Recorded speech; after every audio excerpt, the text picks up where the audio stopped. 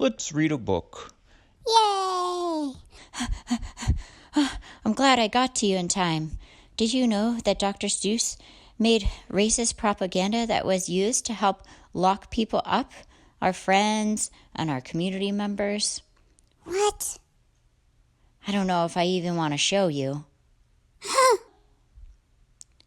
That's not kind. I know, but it was a long time ago, and nobody knew better then. Well, actually, Gyo Fujikawa was an author and illustrator about the same age as Dr. Seuss. Her family was actually locked up during that time, and she published some of the first multicultural children's books in the United States. This is one of my favorite pages. I love how everyone's just playing in the mud. I love mud too. Okay, so, Cat in the Hat, it's a classic. What do you love about it? I love all the cat mischief. Oh, I have just the book for you then.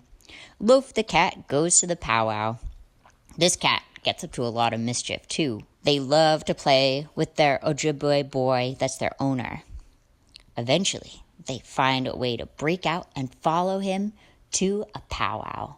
They even get to dance together. Wow, that looks fun. Okay, hop on pop. Simple rhymes are so important for language development. What else could we do? And what do you love about it? I love that it's silly.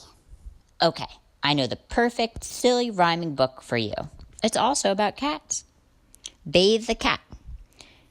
In this story, the cat keeps on rearranging the family's to-do list because they don't want to take a bath. The family ends up doing sillier and sillier chores that make no sense.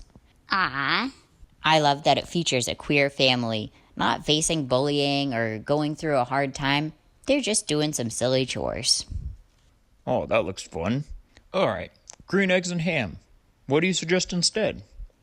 Okay, let's see. Food themed, something that has a repeating sequence that kids can start to join in on to read along. I know. Thank you, Amu. In this story, it's also about food, red stew.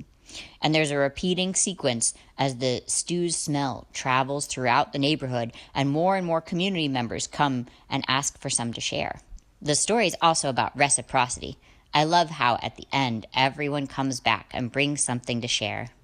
what about Bartholomew and the Oobleck? Oh, what do you like about that story?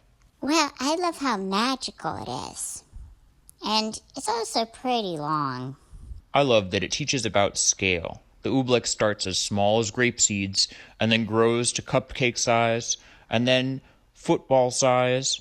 Do you have a story that scales up like that? Ah, yes. A more graceful shaboom. In this story, a non-binary child is looking for the perfect purse. They have to go to all different members of their chosen family to try to find one that's perfect for them. And then once they get their perfect purse, they start to put things in it. They put larger and larger objects inside until the whole world fits inside. It's also a very magical tale. Yay! Now, what about the Lorax? That's like a classic environmental story, you know? Ah, I have a few ideas. The first is Saving American Beach. This is about a real-life person who made a difference in her community. The story follows her from segregation all the way through pollution and then the rise of condos in her area. It shows lots of different ways to protest, from writing and speaking out, picketing, even growing your hair and nails in protest. And does she save the beach? Yep. The other option I thought of was We Are the Water Protectors. This story is about Native people and their allies standing up against pipelines that hurt the earth. Oh, cool. Something I noticed about both these stories is that they talk about community and working together, whereas in the Lorax, it's just left on that one little kid to figure out how to solve the problem seemingly all by himself. Wait, what's that? Oh, this? It's just an ad that Dr. Seuss made for an oil company. I've been using it as a bookmark. Okay. What do you suggest instead of Oh, the Places You'll Go? A classic story for graduation, thinking about hopeful times ahead, the future. I know.